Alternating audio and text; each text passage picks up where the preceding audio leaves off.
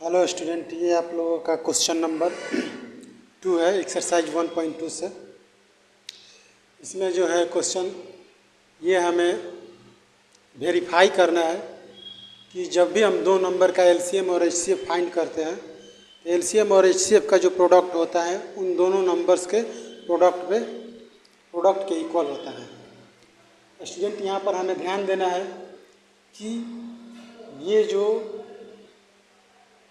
चीज़ होता है ये सिर्फ और सिर्फ दो नंबर के एलसीएम और एचसीएफ पर अप्लीकेबल होता है। अगर 3 नंबर का रहेगा तो वहाँ पर ये इसको हम ट्राई नहीं करेंगे। क्वेश्चन मतलब कि वर्ड टू वर्ड ये दिया गया है कि find the LCM and HCF of the following integers and verify that LCM into HCF equal product of 2 number. इसमें 3 एडिशनल क्वेश्चन दिए गए हैं, उसमें से एक हम लिए हैं यहाँ पे। स्टूडेंट, यहाँ पे हमें सबसे जो महत्वपूर्ण चीज़ है वो ये है कि हमें इसी चीज़ को वेरीफाई करना है। इसके लिए सबसे पहले हम एलसीएम और एचसीएफ फाइंड करेंगे।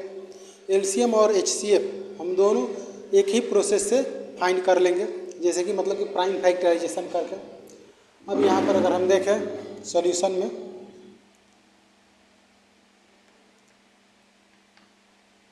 यहाँ पे 510 है, इसका जो है प्राइम फैक्टराइजेशन कर लेंगे। ये इसी तरह से अगर देखा जाए डिविजिबिलिटी रूल तो उसके अकॉर्डिंग ये 2 से डिविजिबल है। तो अगर 2 से इसको हम डिवाइड करें, 2 2 जा 4, 2 5 जा 10। अब इसके बाद ये 3 से डिविजिबल है।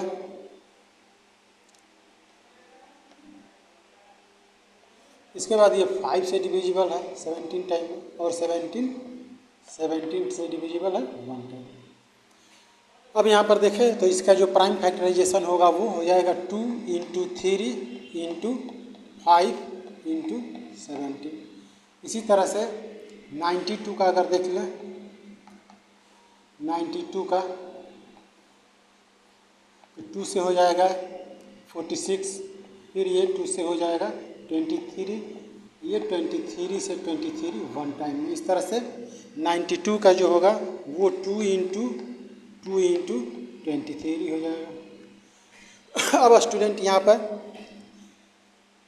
चूँकि इसमें कॉमन जो है वो सिर्फ और सिर्फ 2 है, इसके अलावा और कुछ कॉमन नहीं है। यहाँ पर हम इसका एचसीएफ लिख सकते हैं। So HCF equal to, and LCM यहाँ पर हो जाएगा, जो कॉमन है उसको भी हम लेंगे, उसके बाद जो नहीं है उनको भी हम ले लेंगे।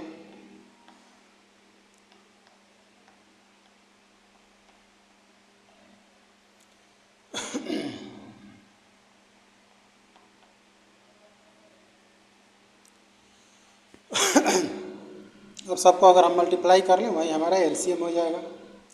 अब स्टूडेंट अगर यहाँ पर मल्टीप्लाई किया जाए,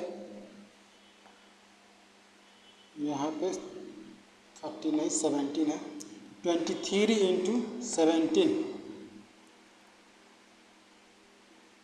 7 2 जब 14 और 2 16 और 23 1 9 3। अब इसके बाद इसमें हम 3 और 2 6 से कर लेंगे। 6 9 6 जा 54, 5 और 6 3 जा 18 और 5 23। यहाँ पर हो जाएगा 23 6 और 2 5 जा 10।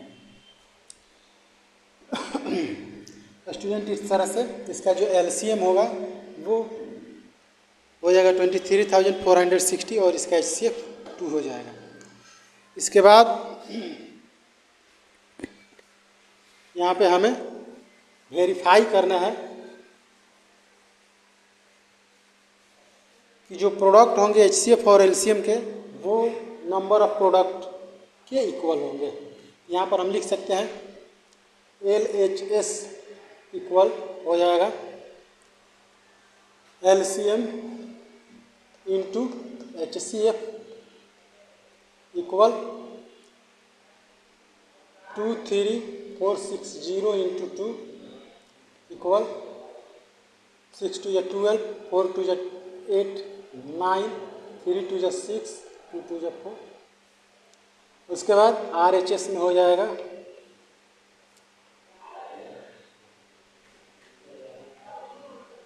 प्रोडक्ट ऑफ टू नंबर्स, जो कि है 510 एंड 92। यहाँ पर हो जाएगा 510 इंटू 92। अब यहाँ पे स्टूडेंट अगर इन दोनों को मल्टीप्लाई किया जाए, देखा जाए क्या आ रहा है। 500 हटा दीजिए 92 से, 51 में कीजिए 2 हो जाएगा, यहाँ पे 9 हो जाएगा, 5 2 10 का 0, 9 5 45, 46, 2 9 6 4।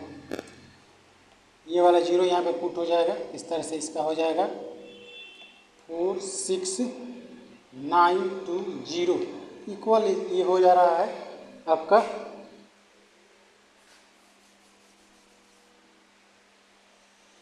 LHS का